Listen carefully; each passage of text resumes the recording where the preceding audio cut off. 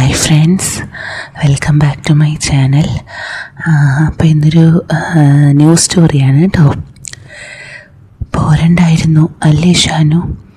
പ്രകമ്പനം കൊള്ളിക്കുന്ന ഇടിമിന്നലിനൊപ്പം ചരൽ വാരി എറിയുന്നത് പോലെ കാറിന് മുകളിലേക്ക് മഴത്തുള്ളികൾ വന്നലച്ചു. ഞാൻ പറഞ്ഞതല്ലേ ജാസുമ്മ, പുലർച്ചെ പോന്നാൽ മതിയെന്ന്. ജലപാതത്തെ കഷ്ടപ്പെട്ട് വടിച്ചു നീക്കുന്ന വൈപ്പറിലേക്ക് കണ്ണയച്ചുകൊണ്ട് ഷെഹനീദ് പറഞ്ഞു. എതിരെ ഒരു വാഹനം പോലും വരുന്നുണ്ടായിരുന്നില്ല. 2-3 വലിയ വാഹനങ്ങളല്ലാതെ ഒന്നും തന്നെ അവരെ കടന്നു പോയിട്ടില്ല. എന്താ ചെയ്യുക? ജാസ്മിൻ പിറുപിറുത്തു.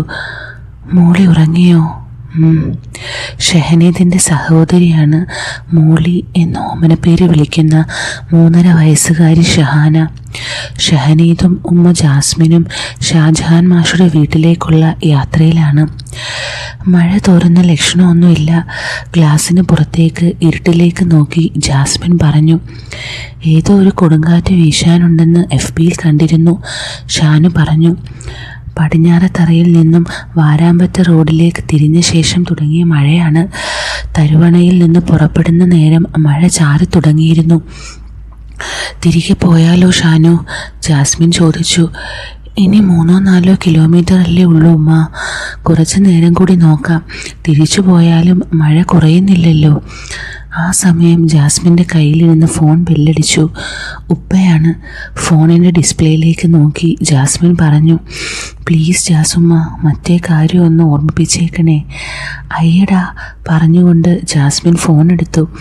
അതെ, വഴിയിലാണ്, നല്ല മഴയാണ്.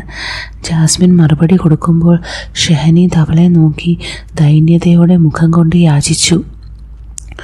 മോൾ ഉറക്കാണ്, ചെന്നിട്ട് വിളിക്കയക്കാ. 1-2 വാക്കുകൾ കൂടി സംസാരിച്ചിട്ട് ജാസ്മിൻ ഫോൺ കട്ടാക്കി. ഷാനു, അവൾ വിളിച്ചു. എന്നോട് മിണ്ടണ്ട. പാതിരാത്രി ആയാലും വെളുപ്പിനായാലും എവിടെ പോകാനും ഞാൻ വേണം. എന്തിന്? രാത്രി പേടിക്ക് കൂട്ടുകിടക്കാനും ഞാൻ വേണം. എന്നിട്ട് ഞാനൊരു കാര്യം പറഞ്ഞാൽ, എനിക്കിപ്പോൾ ഒരു ബൈക്ക് അത്ര ആവശ്യമൊന്നുമില്ല. ഒരു സ്കൂട്ടിയുണ്ട്, പോരാത്തതിനൊരു കാറും ഉണ്ട്. ഷാനു അവളെ നോക്കാതെ പുറത്തേക്ക് നോക്കിയിരുന്നു. ഇനി ഡിഗ്രിക്ക് കൽപ്പറ്റയിലേക്കോ മാനന്തവാടിയിലേക്കോ പോകണമെന്നുണ്ടെങ്കിൽ ജാസ്മിൻ അർദ്ധശക്തിയിൽ നിർത്തി. ഷാനു പ്രതീക്ഷയോടെ മുഖം തിരിച്ചു. രാവിലെ 6 മണി മുതൽ ഇഷ്ടം പോലെ ബസ് ഈ 2 സ്ഥലത്തേക്കും ഉണ്ട്, അവൾ കൂട്ടിച്ചേർത്തു. ഉമ്മ, ദേഷ്യത്തോടെ ഷാനു അവളുടെ തോളിലേക്ക് കൈനീട്ടി. ജാസ്മിൻ ഒഴിഞ്ഞ റോഡിനരികിലേക്ക് മാറിയപ്പോൾ മടിയിൽ കിടന്ന മോളി ഒന്ന് ചിണുങ്ങി. ഷാനുവിൻ്റെ ഇടത്ത് കൈ സീറ്റിലേക്ക് തന്നെ വീണു. ചുണ്ട് വക്രിച്ച് നാക്ക് പുറത്തേക്കിട്ട് ജാസ്മിൻ കളിയാക്കി ചിരിച്ചത് എതിരെ വന്ന ഒരു വലിയ വാഹനത്തിൻ്റെ വെളിച്ചത്തിൽ ഷാനു കണ്ടു. കിണിക്കണ്ട. ഷാനു വീണ്ടും പിണങ്ങി വലത്തേക്ക് മുഖം തിരിച്ചു. മഴത്തുള്ളികളുടെ കാഠിന്യം കുറഞ്ഞു തുടങ്ങിയിരുന്നു. ഷാനു കാർ പതിയെ സ്റ്റാർട്ട് ചെയ്തു. 38-കാരിയായ ജാസ്മിൻ്റെ മകനാണ് +2 ഈ വർഷം കഴിഞ്ഞ ഷെഹനീദ്. 2ാമത്തെ കുട്ടി ഷഹാന. ഭർത്താവ് ഷാഹിർ മുഹമ്മദ് സൗദിയിലാണ്. ജാസ്മിൻ്റെ അധ്യാപകനായ ഷാജഹാൻ മാഷിൻ്റെ വീട്ടിലേക്കുള്ള യാത്രയിലാണ് ഇരുവരും. ഉമ്മയെ ശ്രദ്ധിക്കാതെ ഷാനു കാർ ഓടിച്ചുകൊണ്ടിരുന്നു. വാരാമ്പറ്റ ജംഗ്ഷൻ എത്തുന്നതിന് മുമ്പേ ഇടത്തേക്ക് തിരിഞ്ഞ് കാർ കയറി. ഹെഡ്ലൈറ്റിൻ്റെ വെളിച്ചത്തിൽ മുന്നിലെ വയലിൽ വെള്ളം മൂടിക്കിടക്കുന്നത് കണ്ടു ജാസ്മിൻ. നല്ല പെയ്ത്തായിരുന്നു. ഷാനു അതിന് മറുപടി പറഞ്ഞില്ല. 500 മീറ്ററോളം ഓടിയ ശേഷം കാർ വീണ്ടും ഇടത്തേക്ക് തിരിഞ്ഞു ചെറിയ വാർപ്പിട്ട വീടിന് മുന്നിൽ നിന്നു. കാർ ഒന്നുകൂടി റേസ് ചെയ്ത ശേഷം ഷാനു ഡോർ അൺലോക്ക് ചെയ്ത് ഉമ്മയെ നോക്കി. കാര്യം മനസ്സിലായെങ്കിലും ജാസ്മിൻ പുരികമുയർത്തി മകനെ നോക്കി. ഷാനു പിണക്കത്തോടെ തന്നെ ഡാഷ്ബോർഡിൽ നിന്ന് മൊബൈലും പിന്നിലെ സീറ്റിൽ നിന്ന് ചെറിയ ബാഗും വലിച്ചെടുത്ത് ഡോർ തുറന്നു. ഇനി മുഖം വീർപ്പിച്ചിരുന്ന മാഷിനെ കൂടി അറിയിക്കണ്ട, അവൻ്റെ ഇടത് കൈത്തണ്ടയിലേക്ക് പിടിച്ച് അവൾ പറഞ്ഞു. ഷാനു അത് വകവയ്ക്കാതെ പുറത്തേക്കിറങ്ങി. മഴ അത്ര മോശമല്ലാത്ത രീതിയിൽ ചാറുന്നുണ്ടായിരുന്നു. സീറ്റിലിരുന്ന ടർക്കി ടവൽ കൊണ്ട് കുട്ടിയെ പൊതിഞ്ഞു പിടിച്ച് ഇടത്തെ വശത്തുകൂടി ജാസ്മിനും പുറത്തേക്കിറങ്ങി.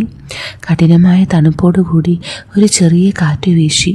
ജാസ്മിൻ കുളിര് കോരിയാൽ എന്ന പോലെ ഒന്ന് വിറച്ചു. ശേഷം സിറ്റൗട്ടിലേക്ക് ഓടിക്കേറി. ബെല്ലടിക്കുന്നതിന് മുമ്പേ ഷാജഹാൻ മാഷ് വാതിൽ തുറന്നു. അവൾ അകത്തേക്ക് കയറുമ്പോൾ പിന്നിൽ കാറിൻ്റെ സെൻസർ ലോക്ക് വീഴുന്ന ശബ്ദം കേട്ടു. എന്തിനാ മോളെ തിരക്കിട്ട് ഈ രാത്രിയിൽ വന്നത്, അതും ഈ പെരുമഴയത്ത്? ഞാൻ പറഞ്ഞതാ മാഷുപ്പ, രാവിലെ വരാമെന്ന്. പിന്നിലേക്ക് വന്ന ഷാനു വാതിൽ ചേർത്തടച്ചുകൊണ്ട് പറഞ്ഞു. അനക്കത് പറഞ്ഞാൽ മനസ്സിലാവില്ല ഷാനു. അത്രമാത്രം പറഞ്ഞുകൊണ്ട് ഷഹാനെ ഹാളിലെ സെറ്റിയിൽ കിടത്തിക്കൊണ്ട് ജാസ്മിൻ എതിർവശത്തെ റൂമിലേക്ക് നടന്നു. എന്താ മാഷുപ്പ ഉമ്മയ്ക്ക് പെട്ടെന്ന്? ഷാനു ചോദിച്ചു. പെട്ടെന്നൊന്നും അല്ല മോനെ, 2-3 ദിവസമായി തുടങ്ങിയിട്ട്. മഴ തുടങ്ങി കാലാവസ്ഥ മാറിയതിൻ്റെയാണ്, മാഷ് പറഞ്ഞു. മാഷിൻ്റെ ഭാര്യ മുംതാസിന് ആസ്മയുടെ അസുഖമുണ്ട്. ചെയ്യാവുന്ന ചികിത്സകളൊക്കെ അവർ ചെയ്തതാണ്. 1-2 മാസം കുറയുമെന്നല്ലാതെ പൂർണ്ണമായൊരു മുക്തി അവർ നടത്തിയ ചികിത്സകളിൽ നിന്നൊന്നും തന്നെ ലഭിച്ചിട്ടില്ല. പടിഞ്ഞാറത്തറ ടൗണിലെ കണ്ണായ സ്ഥലങ്ങളിൽ 2-3 ബിൽഡിങ്ങുകളുണ്ട് മാഷിന്. 2 മക്കളാണ്, ഒരാണും ഒരു പെണ്ണും. അവർ വിദേശത്താണ്. ടൗണിൽ തന്നെയുള്ള ഇരുനില വീട് വാടകയ്ക്ക് കൊടുത്ത ശേഷം വാരാമ്പറ്റയിലുള്ള ഭാര്യയുടെ വിഹിതത്തിലുള്ള ചെറിയ വീട്ടിലാണ് ഇരുവരും താമസം. ജാസ്മിൻ്റെ അധ്യാപകനായിരുന്നു ഷാജഹാൻ മാഷ്. എന്ന് മാത്രമല്ല, ജാസ്മിൻ്റെ കുടുംബം മാഷിൻ്റെ ആശ്രിതരുമായിരുന്നു. ഭർത്തൃ വീട്ടിലെ പീഡനങ്ങൾ ഏൽക്ക വയ്യാതെ നിന്ന ജാസ്മിന് ഒരു കാലത്ത് തുണയായത് മാഷും കുടുംബവുമായിരുന്നു. ആ ഒരു നന്ദിയും കടപ്പാടും ജാസ്മിൻ ആ കുടുംബത്തോടുണ്ട് താനും. കോടീശ്വരനാണെങ്കിലും സ്വാത്വിക സ്വഭാവമാണ് മാഷിന്. നന്നെ വെളുത്തു മെലിഞ്ഞ ശരീരം, നരച്ച താടിയും മുടിയും, വെള്ളമുണ്ടും കൈയില്ലാത്ത വെള്ള ബനിയനും വെള്ള ഷർട്ടുമാണ് സ്ഥിരമായ വേഷം. ജന്മനായുള്ള ശാന്തഭാവം.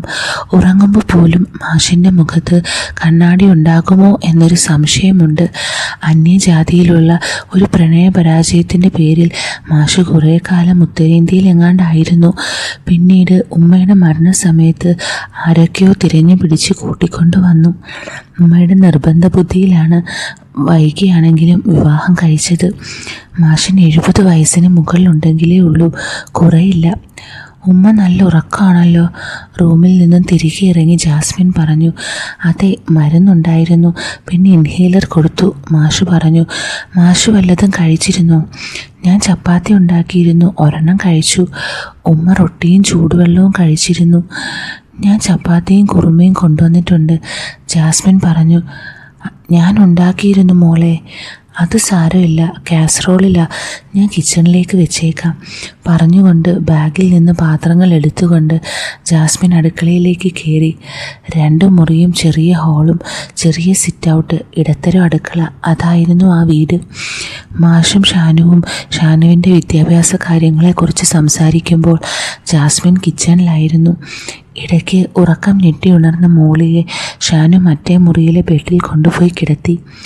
ഞാൻ ഉമ്മയുടെ മുറിയിൽ കിടന്നോളാം മാഷേ, കിച്ചണിൽ നിന്ന് ഹാളിലേക്ക് വന്നുകൊണ്ട് ജാസ്മിൻ പറഞ്ഞു. അത് വേണ്ട മോളെ, അവൾക്ക് മറ്റാരും അടുത്ത് കിടക്കുന്നത് അത്ര പിടിക്കില്ല. മറ്റൊരാളുടെ ഗന്ധം പോലും അവൾക്ക് ചില സമയങ്ങളിൽ പിടിക്കില്ല. ജാസ്മിൻ പിന്നെ തർക്കത്തിന് നിന്നില്ല.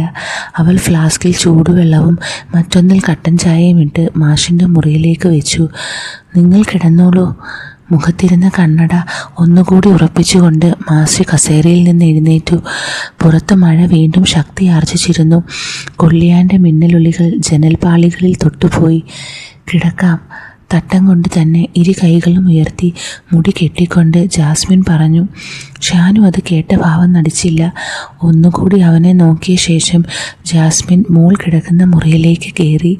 ഷാനു ടേബിളിലിരുന്ന് ഫോൺ എടുത്തുകൊണ്ട് കസേരയിലേക്ക് ചാഞ്ഞു. +2 പാസ്സായാൽ ഒരു പുതിയ ബൈക്ക് ഉപ്പയോട് പറഞ്ഞ് വാങ്ങിത്തരാമെന്ന് പറഞ്ഞതാണ് ഉമ്മ. ഇപ്പോഴുള്ളതൊരു പഴയ മോഡൽ ആക്റ്റീവയും വാഗണാർ കാറും. രണ്ടും ഉപ്പ ഗൾഫിൽ നിന്ന് 2ാം തവണ വന്നപ്പോൾ സെക്കൻഡ് ഹാൻഡ് വാങ്ങിയതാണ്. ആ തവണ വന്നപ്പോഴാണ് തന്നെ ഡ്രൈവിങ്ങും പഠിപ്പിച്ചത്. ആ സമയം കുറച്ചധികം കാലം ഉപ്പ നാട്ടിലുണ്ടായിരുന്നു. 8ാം ക്ലാസ് വരെ ഈ വീട്ടിൽ നിന്നാണ് താൻ പഠിച്ചിരുന്നത്. അതിനുശേഷമാണ് കണിയാമ്പറ്റയിലുള്ള ഉപ്പയുടെ തറവാട് വിഹിതം വഴക്കിട്ട് വാങ്ങി തിരുവണ്ണയിൽ താമസം തുടങ്ങിയത്. ഉപ്പയുടെ സുഹൃത്തുക്കളും മാഷുമല്ലാതെ ആരും തന്നെ ഹൗസ് വാമിങ്ങിനോ അതിനുശേഷമോ വന്നിട്ടില്ല. അതെന്താണെന്ന് പല ആവർത്തി ഉമ്മയോട് ചോദിച്ചിട്ടുണ്ടെങ്കിലും ഇതുവരെ വ്യക്തമായൊരു ഉത്തരം കിട്ടിയിട്ടില്ല. ഉപ്പ പാവമാണ്, എപ്പോൾ വിളിച്ചാലും ഉമ്മയെ നോക്കണം, ഉമ്മ പാവമാണ്, ഉമ്മയ്ക്ക് ആരുമില്ല എന്നൊക്കെയാണ് പറയാറാണ് പതിവ്. അതുപോലെ തന്നെ ഉമ്മയെ താൻ കെയർ ചെയ്യാറുമുണ്ട്. തന്നോട് ദേഷ്യം കാണിക്കുമെങ്കിലും ഉമ്മ പാവവും പേടിത്തൊണ്ടിയുമാണെന്ന് ഷാനു ഓർത്തു. വീട് വാങ്ങിയ വകയിൽ കുറേ കടങ്ങളുണ്ട് എന്നുമ്മ പലപ്പോഴും പറയാതെ പറഞ്ഞിട്ടുണ്ട്. എന്നിരുന്നാലും കോളേജിലേക്ക് പോകുമ്പോൾ ഒരു പുതിയ ബൈക്കുള്ളത് വല്ലാത്തൊരു അന്തസ്സാണ്. ആ പഴഞ്ചൻ സ്കൂട്ടിയെങ്കിൽ സ്കൂട്ടി, വെറുതെ ഉറക്കം കളയണ്ട. ഷാനു കസേരയിൽ നിന്ന് എഴുന്നേറ്റതും ഫോൺ വൈബ്രേറ്റർ ഉരമ്പി. നോക്കിയപ്പോൾ ജാസീമ കോളിംഗ്. വിളിക്കുന്നുണ്ട്. വെയിറ്റ് ഇട്ടാൽ ചിലപ്പോൾ കാര്യം നടന്നേക്കും. ഷാനു വാതിൽക്കലേക്ക് നോക്കി. അവിടെ അവനെ നോക്കി മന്ദഹസിച്ചുകൊണ്ട് ജാസിൻ നിൽപ്പുണ്ടായിരുന്നു. ചെറിയൊരു ചമ്മലോടെ ഷാനു നിലത്തേക്ക് മുഖം താഴ്ത്തി. ഹാളിലെ ലൈറ്റ് ഓഫാക്കിയിട്ട് പോരാൻ വിളിച്ചതാ പറഞ്ഞുകൊണ്ട് ജാസ്മിൻ തിരിഞ്ഞു. ഹാളിലെ ലൈറ്റ് ഓഫാക്കി ജാസ്മിന് പിന്നാലെ ഷാനു ചെന്നു. കട്ടിലിൽ ഭിത്തിയുടെ വശത്തേക്ക് ചെരിഞ്ഞ് മൂളി കിടക്കുന്നു. ജാസ്മിൻ അവളുടെ അടുത്തേക്ക് നീങ്ങിക്കിടന്നു.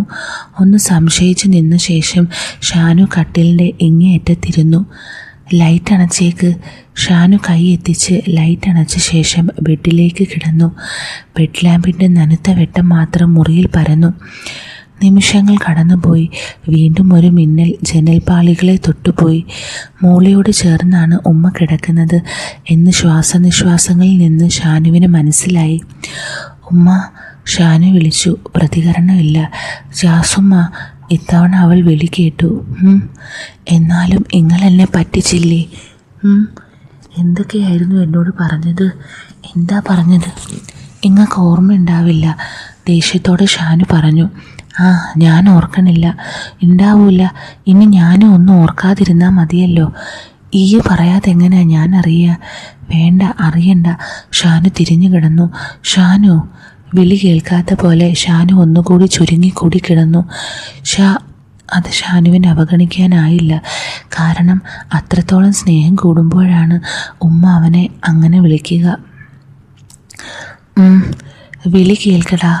ചെറിയ കൊഞ്ചലോടെ അവന് നേരെ തിരിഞ്ഞ് അവൾ പറഞ്ഞു. ഷാനു മൂളി. സാധാരണ അങ്ങനെയല്ലല്ലോ ഈ വിളി കേൾക്കുന്നത്. ഇതെന്തു പറ്റി? ഷാ. അവൾ വീണ്ടും വിളിച്ചു. പറ ജാസുമ്മ. അങ്ങനെ പോരട്ടെ. ജാസ്മിൻ ശരീരം നേരെയാക്കി ഒന്ന് ഇളകിക്കിടന്നു. നേരത്തെ ഈ എന്താ പറഞ്ഞു വന്നത്? പറ. എനിക്കറിയില്ല. നിങ്ങളല്ലേ പറഞ്ഞത്. എനിക്ക് ഓർമ്മയില്ലാഞ്ഞിട്ടല്ലേ എന്നോട് പറയാൻ പറഞ്ഞത്? എനിക്ക് ഓർമ്മയില്ല. ഷാനു ഡിമാൻഡ് ഇട്ടു.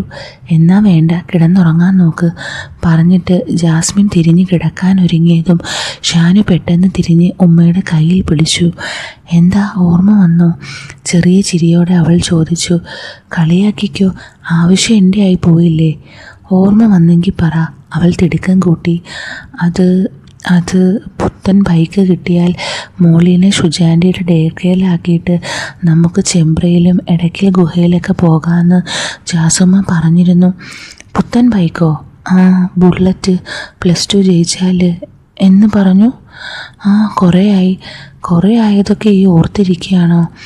പിന്നെ ഇത് ഓർത്തിരിക്കാതിരിക്കാൻ പറ്റുമോ? എന്നാ തറുത്ത് കിടക്ക്, ഞാൻ ഉറങ്ങാൻ പോണ്. ജാസ്മിൻ വീണ്ടും കിടക്കാനാഞ്ഞു. പ്ലീസ് ഉമ്മ. എന്തേ? ഉപ്പയോടൊന്നും പറ ജാസുമ്മ, പ്ലീസ്. എന്ത്? ഞാനൊരു കുത്തു വെച്ച് തരും കേട്ടോ. ഷാനു ദേഷ്യത്തോടെ അവളുടെ കണ്ണിന് നേരെ 2 വിരൽ കുത്തുന്നത് പോലെ കാണിച്ചു.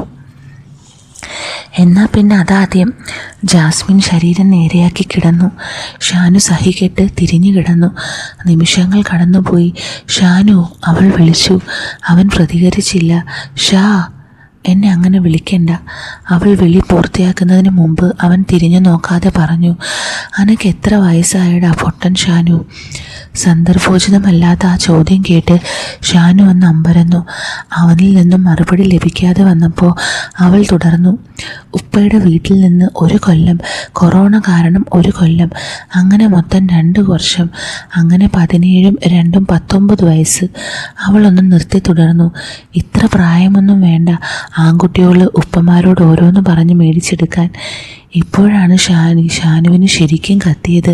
തനിക്ക് വേണമെങ്കിൽ താൻ തന്നെ ഉപ്പയോട് പറഞ്ഞ് വാങ്ങിക്കൊള്ളാൻ.